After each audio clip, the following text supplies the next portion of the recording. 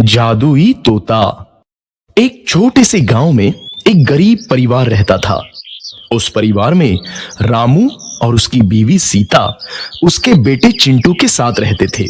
उसी गांव में एक तोता भी रहता था। उसका नाम था रघु। वो किस्मत का धनी था। जहां भी जाता वहां किसी भी चीज की कमी नहीं पड़ती थी। एक दिन रघु उड़ते उड़ते उस गरीब परिवार के घर गया। रघु सोचता है, अरे वाह, लगता है यहाँ आज बहुत अच्छा खाना मिलेगा। मैं पेट भर के खाऊंगा। वो एक कटोरी में रखे अमरूद देखता है। अरे वाह, अमरूद, मुझे तो ये बहुत पसंद है। मैं तो इसे पेट भर के खाऊंगा। रघु तोता अमरूद खाने ही लगता है। तभी सीता रघु को अमरूद खाते देखती है तो गुस्सा हो जाती है और उसे वहां से भगा देती है। भाग यहाँ से, न जाने कहां से आ जाते हैं। मैं तो परेशान हो गई हूं इनसे। सीता के भगाने के बाद रघु चुपचाप से एक कोने में रहता है। धीरे धीरे उस परिवार की बरकत होने लगती है। एक दिन रामू और सीता खाना खाते वक्त बातें करते हैं। आजकल हमारी बहुत तरक्की हो रही है, काम भी अच्छा चल रहा है। रामू कहता है। इस पर सीता कहती है, सच कहा, भगवान हमेशा ऐसे ही हम पर मेहरबान रहे।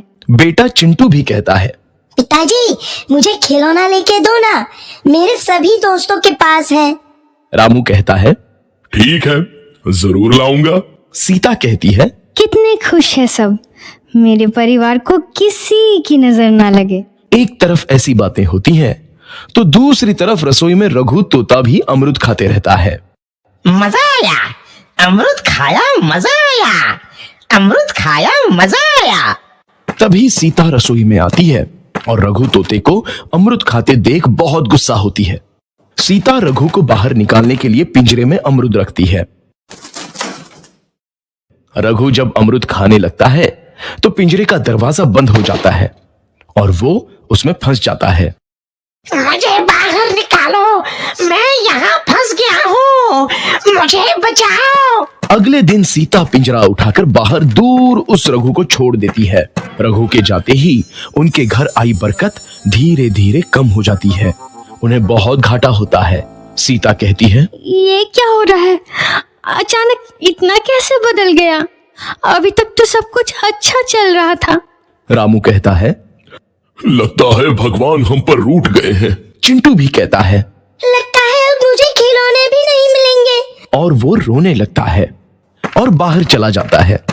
कुछ दिन बाद रघु तोता फिर से उस घर में आता है। वापस आया, मैं वापस आया, अब मैं जमकर अमरूद खाऊंगा। रघु सीधा रसोई घर में चला जाता है और अमरूद खाने लगता है। कुछ देर बाद सीता रसोई में आती है और रघु को देख कहती है, एक तो घर में पहले से इतनी दिक्कत चल रही है और ऊपर से ये तोता मुझे और परेशान कर रहा है। सीता रघु को वहां से भगा देती है। रघु उड़कर किसी कोने में छुप जाता है। कुछ दिन बाद धीरे धीरे उस घर की बरकत वापस आने लगती है। काम भी अच्छे से चलने लगता है। एक रात जब रघु तोता अमरूद खाने जाता है तो पिंजरे में फंस जाता है। ये लोग आखिर चाहते क्या हैं? एक तोते को शांति से अमरूद खाने क्यों नहीं देते? मैं कौन सा चोरी कर रहा हूँ? बस अमरूद ही तो खा रहा हूँ। तभी रामू वहां आता है और पिंजरे में रघु तोते को देख उसे बाहर छोड़ देता है। ये तोता भी कितना जिद्दी है, बार बार वापस आ जाता है। जैसे ही रामू रघु को छोड़ देता है, अगले दिन से फिर से उनके घर की बरकत जाने लगती है। काम में घाटा होता है।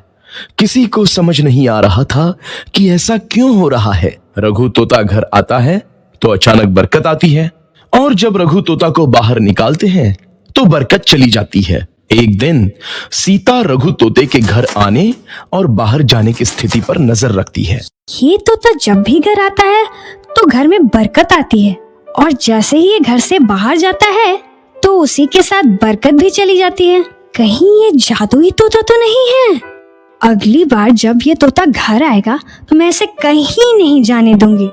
सीता रघु का बहुत इंतजार करती है लेकिन रघु तोता दोबारा उस घर में कभी नहीं आता।